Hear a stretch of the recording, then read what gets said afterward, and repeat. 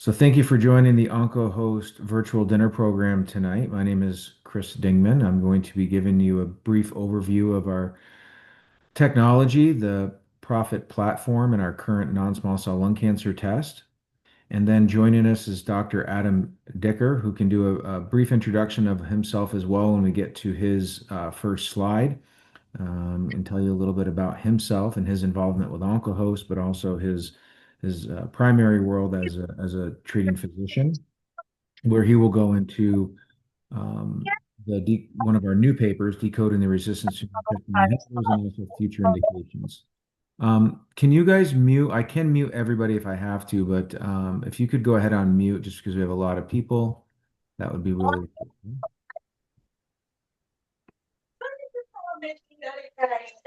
So I think we have Laura Sanchez. If you're there, can you mute?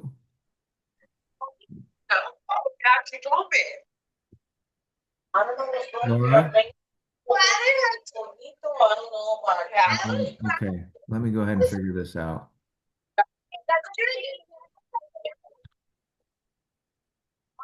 I'm not sure how to mute everybody.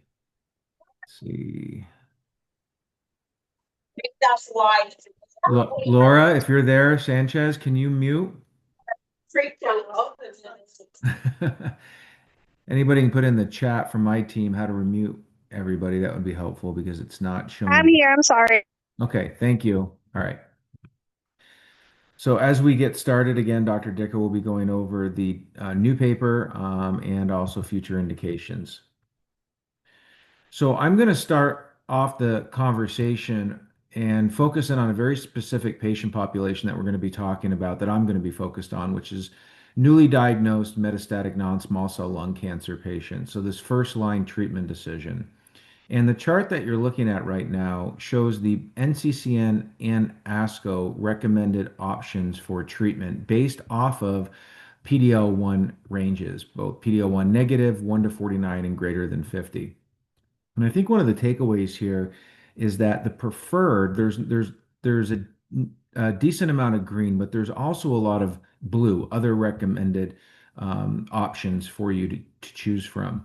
The majority of people we speak with, there's a lot of Pembro in the first line setting for PD-L1 greater than 50, and then there's Pembro plus chemo. But the question then becomes, well, when is it right to add a CTLA-4? Should we be looking at Checkmate 9LA or Poseidon or Empower regimens? And if so, how can we better choose which of these regimens to use when PD-L1 alone doesn't seem to be enough? And additional biomarkers are needed, and that's why we're here today to talk to you about the Prophet non-small cell lung cancer test. A very brief overview. All the data that we're going to go over today comes from a prospective observational trial called the Prophetic trial. And in that trial, which has been ongoing for almost 5 years, plasma samples were collected on patients, and then those physicians treated the patients as they normally would. They didn't have any of our information. We were gathering information ahead of time.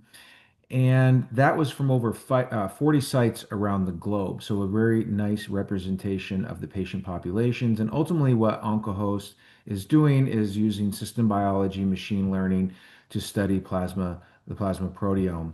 And from that clinical trial, using a retrospective analysis of our own prospective trial, they were able to develop a commercially available test called Prophet non-small cell lung, which is entirely blood-based.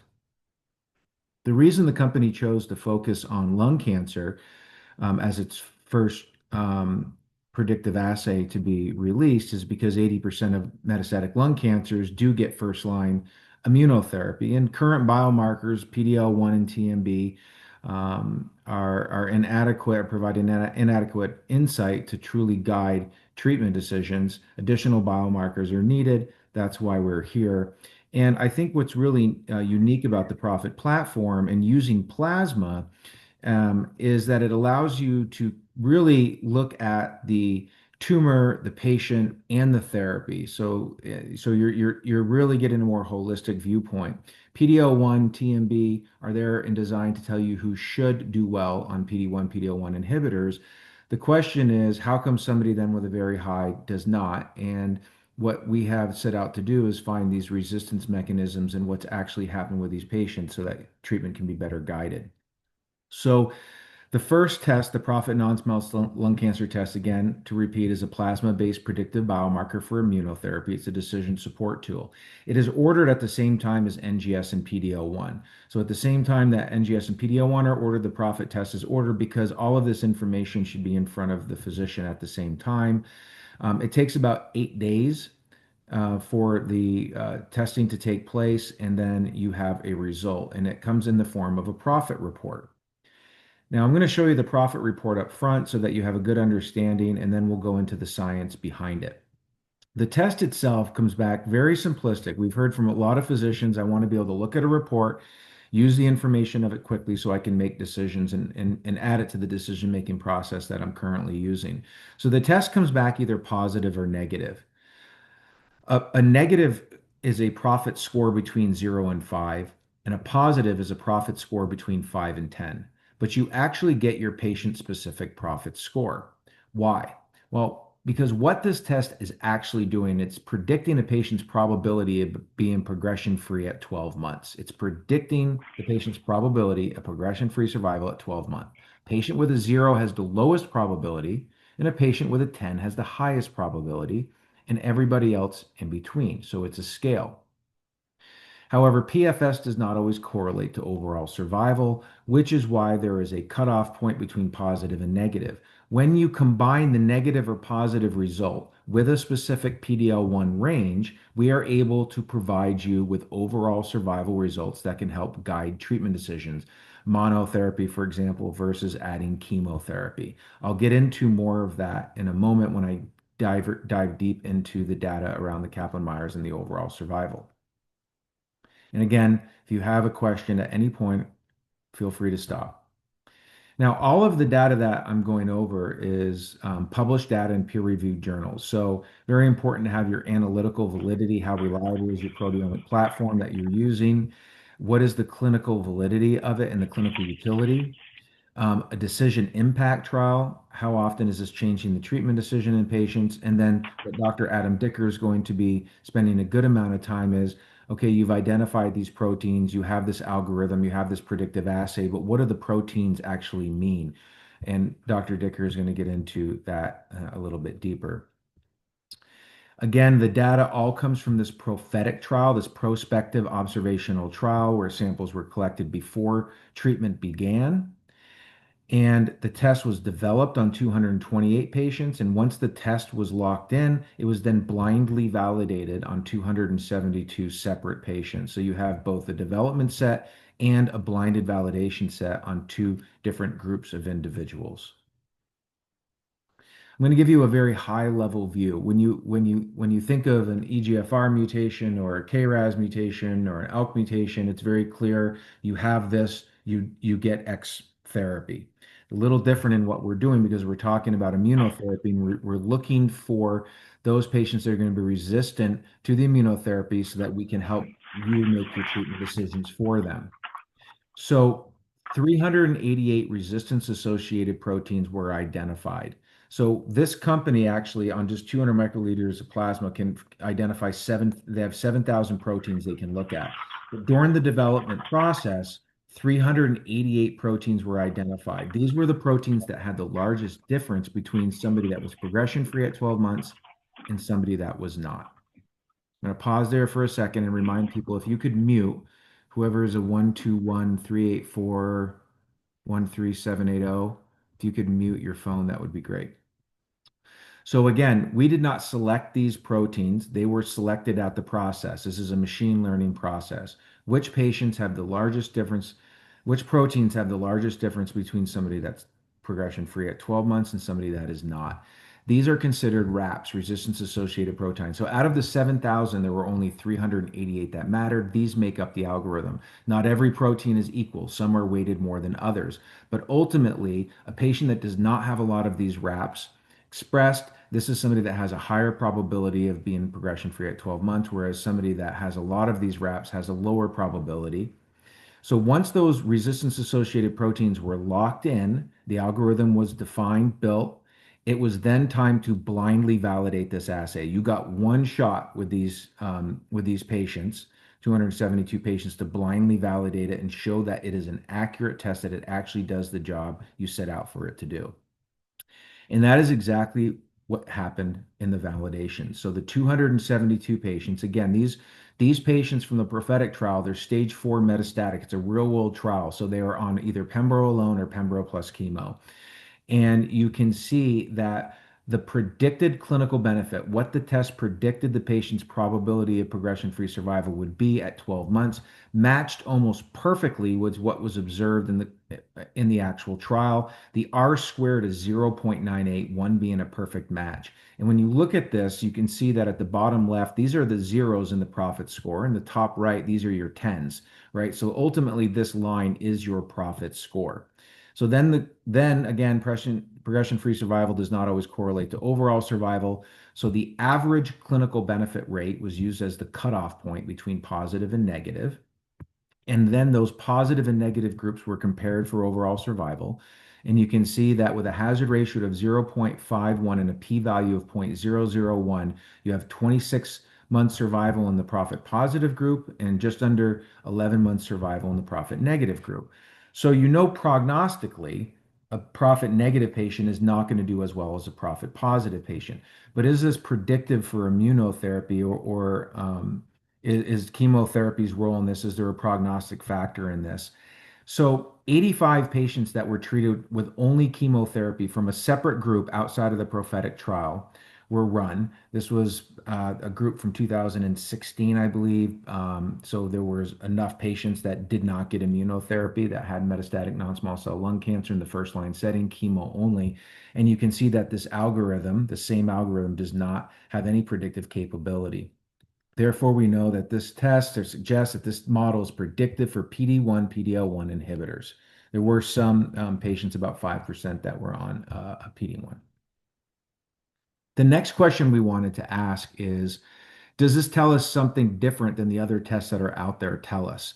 If it says the same thing, we don't need it. If it looks at it completely differently, it has therein lies the value, and that's exactly what you see here. You see that there's no correlation between a profit result and the PD-L1 and TMB score. Again, as I said earlier, PD-1 is a single protein that's designed to identify which patients should do well on immunotherapy. What it's not able to do is identify those patients that have all these resistance mechanisms. So despite having a high PD-L1, for example, of 100, are still going to be a profit negative. And again, the profit score, remember the cutoff is the average clinical benefit rate was about 26.7%. So everything below this line's a negative, everything above this line's a positive. So you have a lot of PD-L1s, 100, 90, 80, 75 that are actually profit negative and are not going to have good clinical benefit on the immunotherapy. And the same goes for TMB. So we know that it brings that added value. But the company didn't stop there. The company said, how is a physician going to be able to use this in their clinic to make current treatment decisions for their patients? And that's where the clinical utility information really comes in strong. If you look at the patients in the clinical trial that just had a PD-L1 greater than 50, there were 213 of these patients. And then you look at the patients that were profit positive versus the patients that were profit negative. The patients that were profit positive, and it's almost a 50-50 split, so it's not a small amount of patients. The patients that were profit positive saw no statistically significant difference in overall survival when they got ICI plus chemo or ICI alone. You can actually see numerically the mono group had 42.7 months survival and the combo group 35 months survival. So numerically there's a big difference, but statistically, again, there's no difference between these two groups, suggesting that if your PD-L1 is greater than 50 and you're profit positive, monotherapy is the right choice for you. However, with monotherapy being the true go-to in a PD-L1 greater than 50, the question becomes who should not be getting monotherapy? Who should we be adding the chemo to? And you can see that if they're profit negative, they did very poorly on monotherapy, 11 months survival. Again, because these patients have those resistance mechanisms that were not picked up before that are now being picked up by the profit test.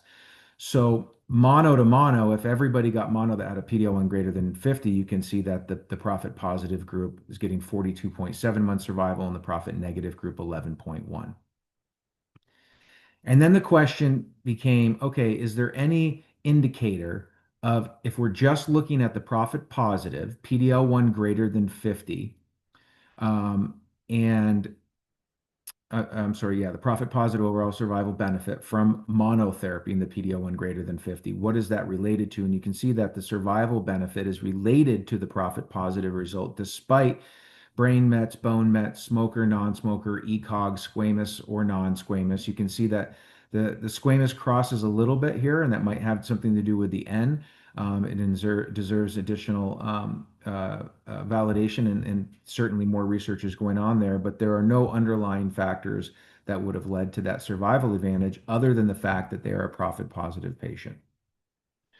So with the profit test, there's a lot of clinical utility in that PD-L1 greater than 50. There's also significant utility in the negative and in the 1 to 49. The 1 to 49 is the group that has the least amount of utility right now, but there is growing data here for us.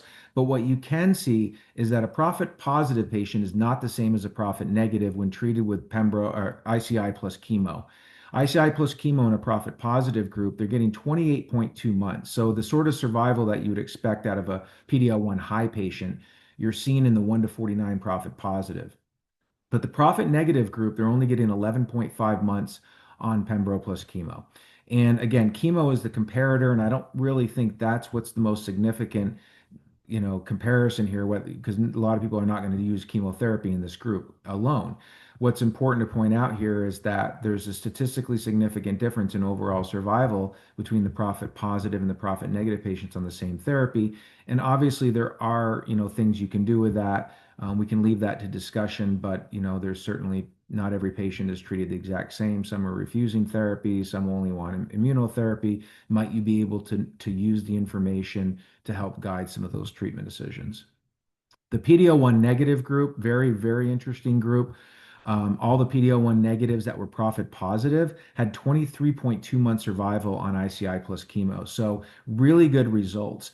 Matter of fact, if you think about it, and you would obviously expect a patient with a PD-L1 1 to 49 to do better than a PD-L1 negative on member plus chemo.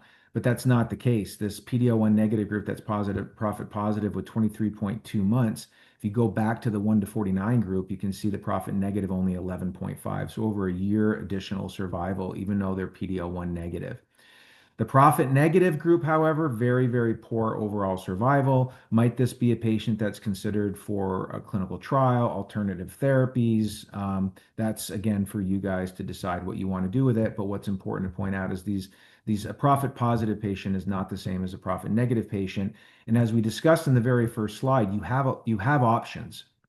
In the PD-L1 greater than 50 group, when you exclude, if you didn't have the profit, you'd have this question mark of mono versus combo. Of course, you have factors that you're looking at, age, performance status, all of that's important. But ultimately, when you're making that decision, I'm going to give them mono, knowing that their profit negative might change that decision, knowing they're going to need the chemotherapy in order to get the overall survivor you're looking for. And inversely, giving somebody monotherapy that's a profit positive, the results that you're expecting to see are great there. So it really clears up that mono versus combo and adds a whole new layer of information that you didn't have before. The 1 to 49, again, it really is a PD-1 plus chemo situation, a Keynote 189. And obviously, if it's profit negative, 11-month survival isn't good enough. Might you do something different there? Might you watch them differently? That's again for you to decide, but we know that there's a big difference in overall survival between the two groups.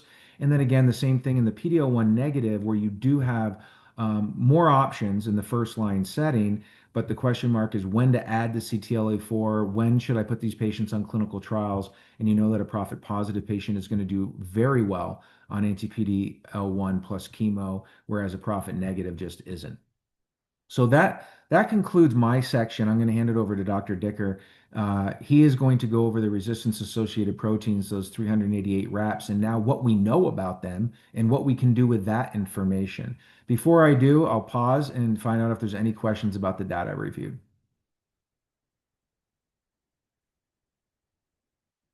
Okay, good. So, Adam, maybe a quick introduction about yourself and your involvement with OncoHost before we go into the Sure. slides.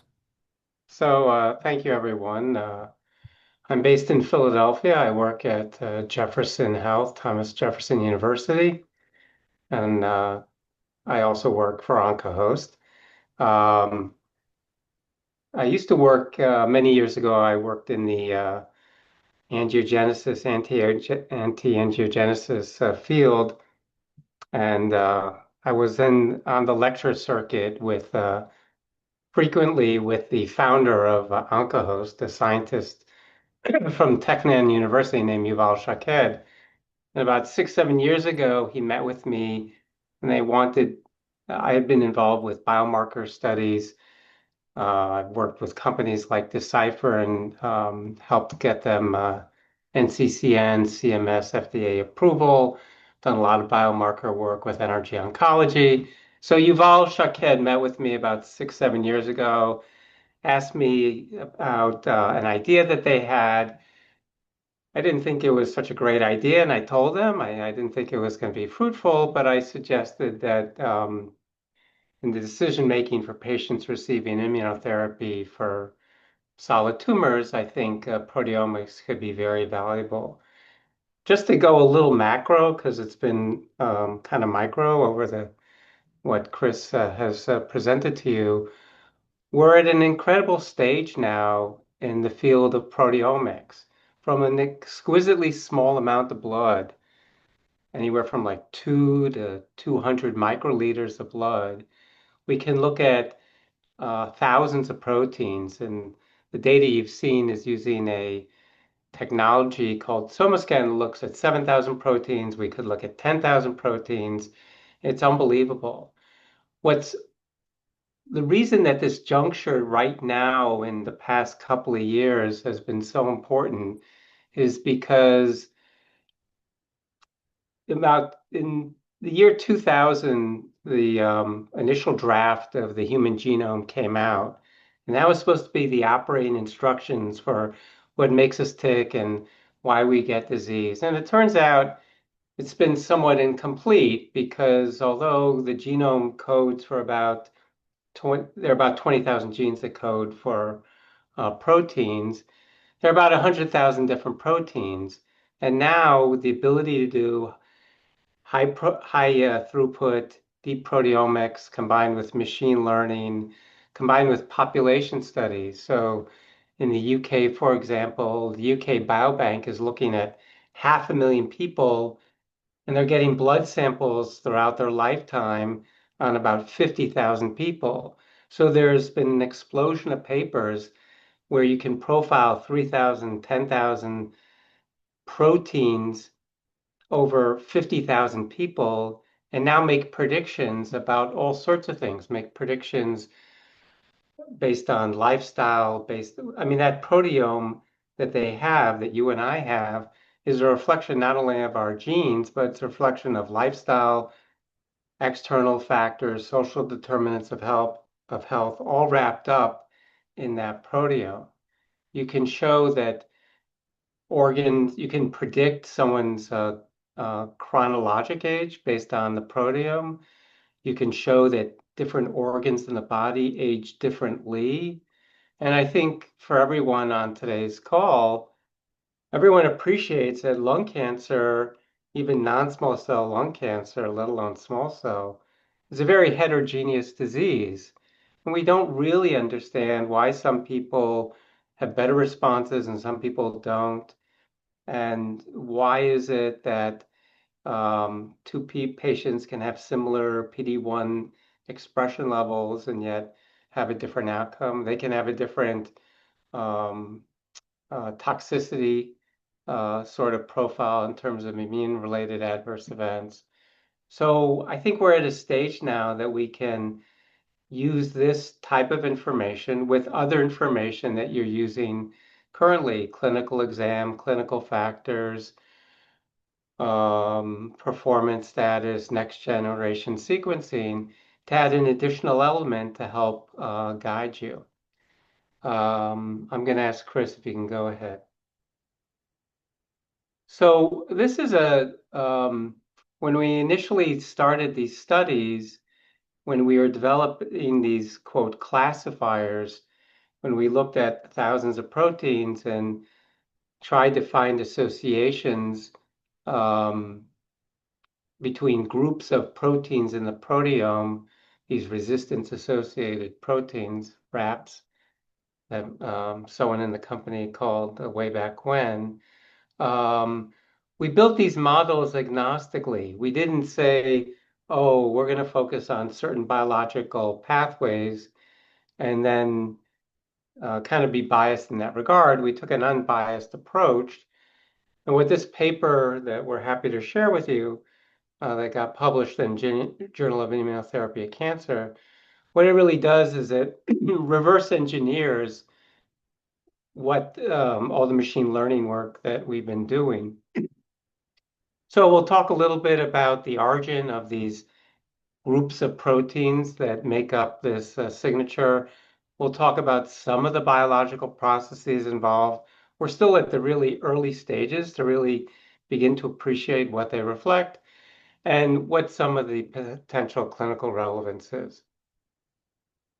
So this may sound obvious, but it may not be so obvious that when you do a liquid biopsy, quote unquote, and you're looking at the proteome, you're taking a holistic look of a patient.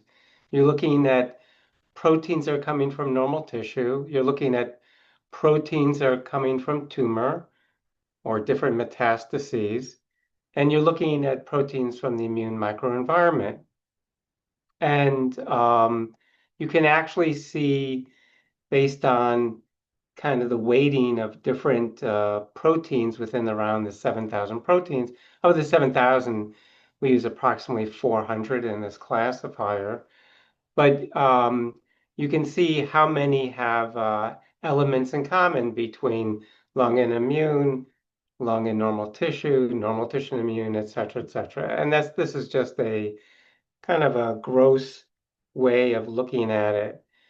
You can also look at, there are numerous ways to drill down through the data. You can look at the lung tumor proteins and see, what processes are they associated with.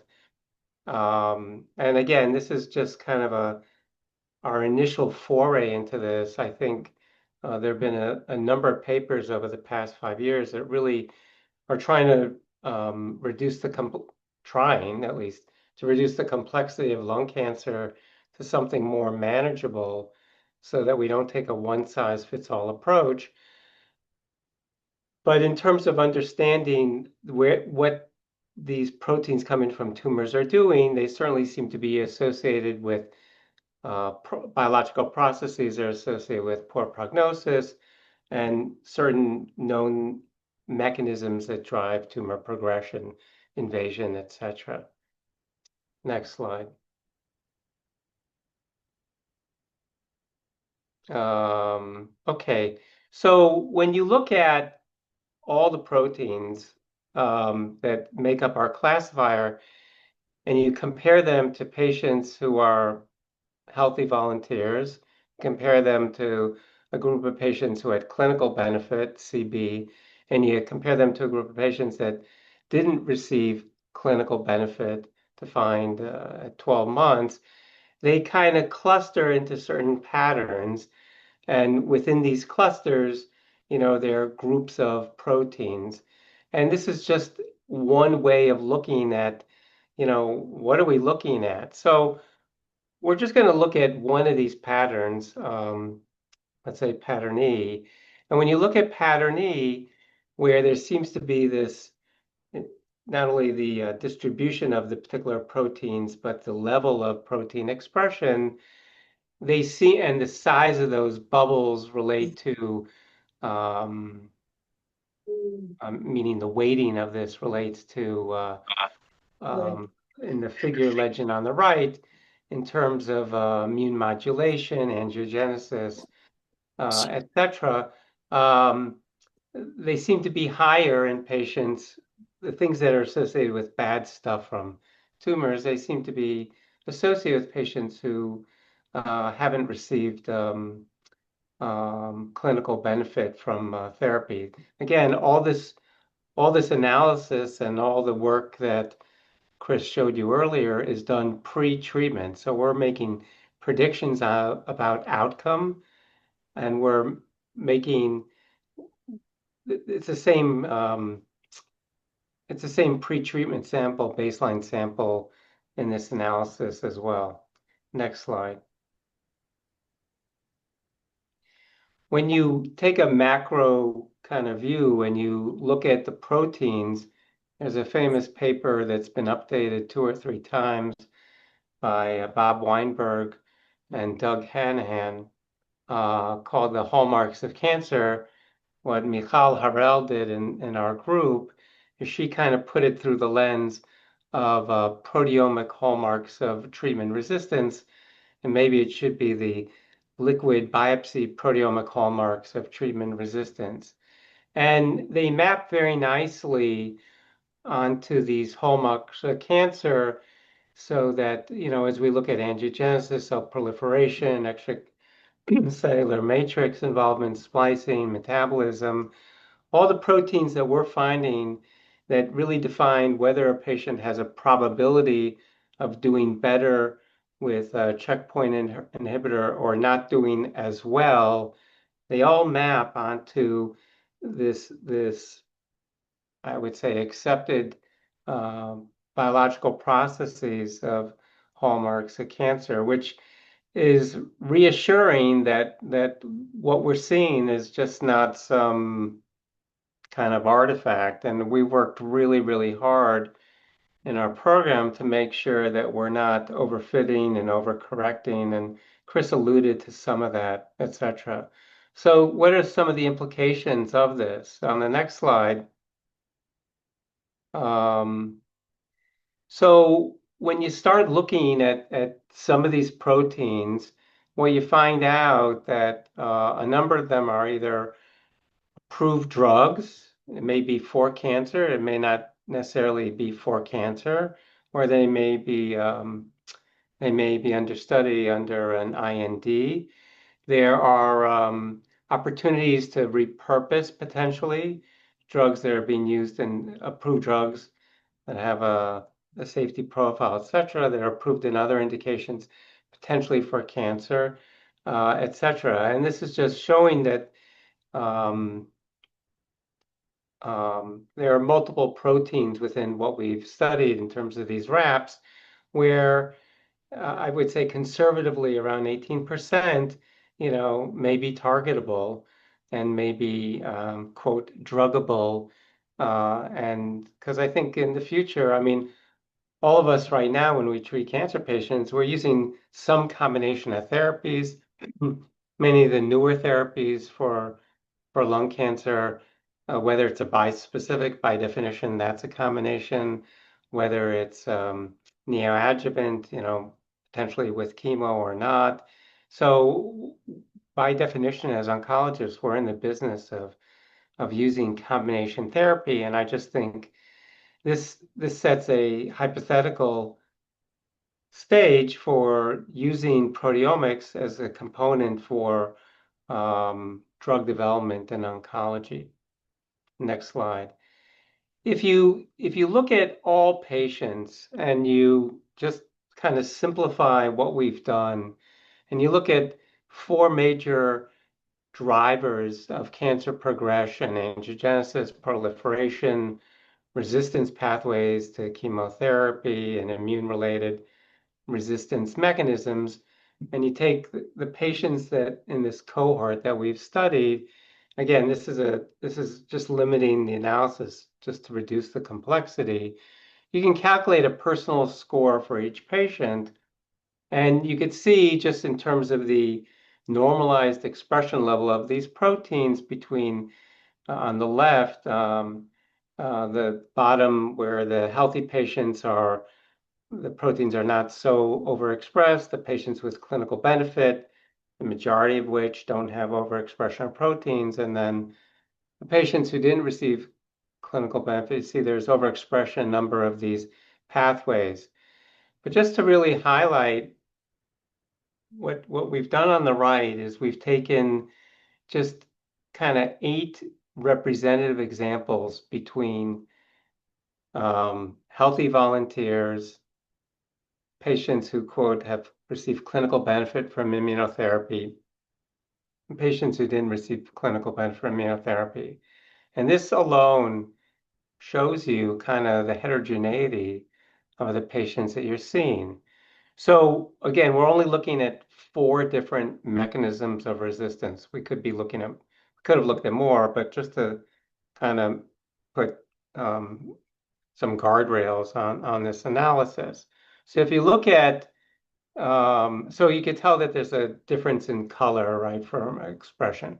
So if you look at the on the right side in the group of patients that are labeled no clinical benefit NCB, and if you look at patient 3, just as an example. So what you see is these pathways are not equally expressed for all these patients. Patient 3 has upregulation in an angiogenesis pathway. Patient 1 is upregulated in all of them, but is more upregulated, in resistance to mechanisms of chemotherapy and immune-related kind of modulation resistant mechanisms. And what it suggests, but by no means have we proven anything right now, but what it suggests is that you can really get down to at a patient-specific level what type of potentially therapeutic options may be beneficial for that particular patient. There may be also other things associated with this type of analysis where we can develop a frailty index, which is of interest to many people in the older adult cancer patient, et cetera. But I think the opportunity to really get to a more granular level for the heterogeneity of lung cancer and try to optimize the therapy and improve the therapeutic ratio for patients is really what excites us about this, about what we're doing in lung cancer. So we're taking just to summarize, we get a holistic view of the patient. We're able to look at tumor from obviously different sources. We're able to look at the immune microenvironment, and we're able to look at normal tissue. We think that this dovetails nicely with what's been known and developed in terms of the biology of this. We think it represents the potential future for personalized drug development for patients and ultimately to have a better future for the patients that we share in common. I don't know if there's anything after this, Chris, Yeah, or we're so going to future stop here. directions, just kind of give an overview of some of the work we're doing and Yeah, reading. so I'll just say that, with this, what we've been working on is it's kind of like with a software upgrade using the same proteins that we look at. There are all sorts of things that we're currently and actively researching. So we're going to go just kind of a little briefer through this. So we can predict, and we've done this now kind of at a population level, and we're collaborating with a number of groups around the country, in fact, if not around the world, to know pre-treatment who's going to have a severe immune-related adverse event. And we look forward to being able to predict who's at higher risk for a grade 4-5, myocarditis, colitis, pneumonitis, et cetera. So I think that in a patient with metastatic disease, you're going to treat anyway. There's no question. There are some situations where neoadjuvant therapy may be used. There are other disease sites where adjuvant therapy is being used. So the risk-benefit ratio differs in a number of situations. As oncologists, um, so we think that with your help, we're going to be reaching out to a number of you and others to try to refine where will this be useful. What's interesting, just from the biological basis of these models that we're developing, is that there's minimal overlap in terms of predicting toxicity from chemo for an individual patient, predicting immune related, et cetera. So this is gonna, I think over the next 6 months to a year, we'll have more information that we look forward to bringing to clinicians. I'll give you another example. Next slide. So I think everyone is familiar with ctDNA. It has a role. It's still a little perplexing where, because it doesn't explain everything. You can have patients where you see a dramatic drop, but yet they have radiographic progression. What do you do in the patient with stable disease radiographically? ctDNA is somewhat equivocal. There's no question that we have some preliminary data that doing liquid biopsy proteomics can predict 4 to 6 months ahead of time the outcomes of patients. We have a collaboration that with a group that's very active in the ctDNA as well as longitudinal monitoring of patients that we're looking forward to working with this group, and we'll find out whether this provides additional benefit to clinicians. So not only does baseline predict, but if someone obtains a 3 month or 6 month or 9 month blood test, does it help with second line treatment, third line treatment, patient with stable disease, etc. Next slide.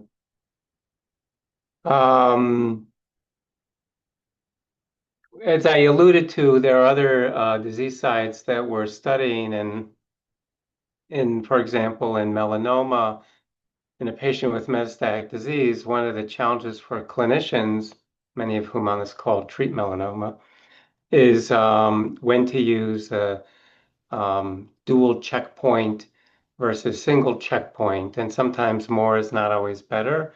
Clearly, the toxicity is greater when you use dual IO approaches. So we have some provocative data, and we're collaborating with a number of melanoma investigators around the country. We also recently received a grant from the Melanoma Research Foundation to work with Sapna Patel, who used to be at MD Anderson, now at the University of Colorado, to analyze SWOG trials in the adjuvant setting. In renal cell cancer, one of the challenges is should you use IO versus IO-TKI. We think we can distinguish which patient's going to benefit from that whatever combination, and we can also predict for those combinations immune-related or other adverse events to help with management and resource utilization for patients.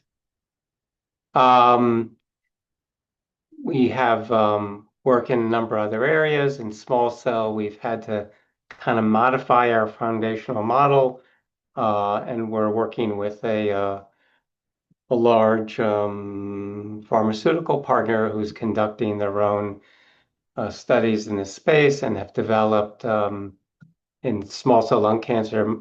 People have described by transcriptomics, you can define a number of subtypes, and there's a plasticity, as everyone knows. So when you take care of patients with small cell, it's a very humbling experience as they progress rapidly, and being able to pick up on this plasticity, we think we can as newer agents get developed in this space.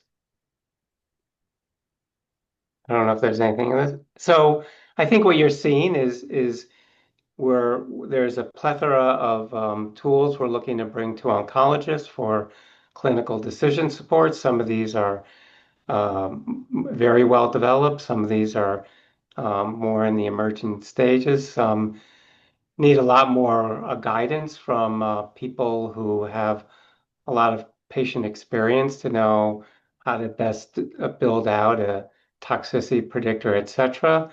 We don't think that proteomics solves everyone's problems and has all the answers. We think this needs to get integrated with other technologies you're using, whether it be next generation sequencing or ctDNA or anything else. And um, this is a shared journey, and we need your help, and we look forward to your advice. And I'm happy to talk with anyone offline, if they have suggestions, ideas, or would like to learn more about the journey that we're on. So thank you. Thank you, Dr. Dicker. So if there's any questions for Adam, please chime in now. We can go back over any slides you'd like. If not, okay. So I just want to thank you, Adam, for going through all of that tonight. I'll remind everybody here that you were brought here by one of your local regional sales directors from somewhere in the country. We have representation from all over the country on here tonight, and the data that I went over earlier, the test, the Prophet non-small cell lung cancer test, is commercially available, being used by well over 140 cancer centers now across the country. Reimbursement is good. We don't have reimbursement issues, and the ordering process is pretty simple. So you should reach out to them. They will be following up with you, but we'd love for you to get some experience with that test. Share with us how it's changing your treatment decisions. Writing up cases together is really good. Reviewing those with our scientific team, reviewing your cases specifically and sharing that information is extremely helpful. So we would look forward to any of that involvement.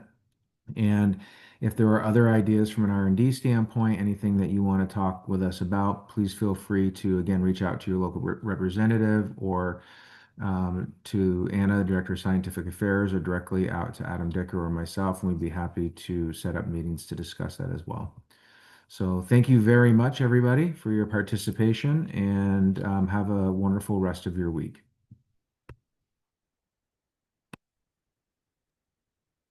Thank you. Thank you for the meeting. Thank you. Thanks, Chris.